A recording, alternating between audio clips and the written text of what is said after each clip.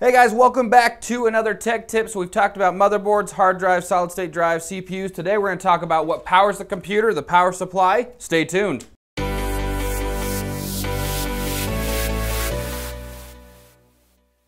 So there's many different types of power supplies out there. This one's just a very basic one designed for a work style computer. It's got your basic fan on there, vents on the side to blow the hot air out because you don't want that going back in the computer.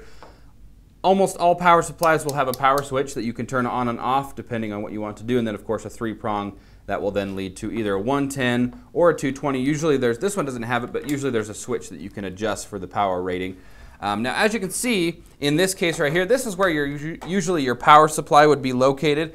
Is on a lot of newer cases, they will be mounted on the bottom, as you can see in this one. Older ones are usually mounted on the top with the cables running as they need it to be.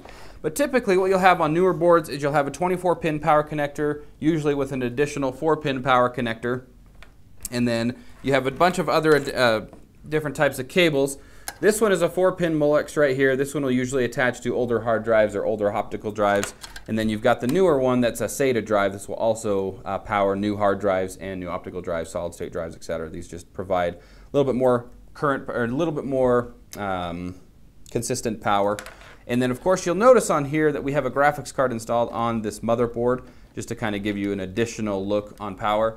This power supply right here was not designed for a graphics card, but if you're in an instance where you end up getting a new graphics card and your power supply does support the minimum requirements, you can actually get an adapter that'll either go from a 4-pin Molex or a SATA connector to a 6-pin, or maybe a 6-pin to connect it. So a lot of newer age graphics cards will actually have either a 6-pin and an 8-pin or 2 8-pins, so you'll want to be careful with that. Just double check with the manufacturer of your power supply and make sure that it's got the proper wattage, and then of course check with the graphics card manufacturer to find out what the minimum power requirement is. Hey guys, thanks for watching. As always, hit the subscribe button if you love what you see. We do a lot of how-tos, a lot of tutorials here. We have new videos every Tuesdays and Thursdays. You can check out some of our other ones over there on the left-hand side. Once again, thanks for watching. We'll see you next time.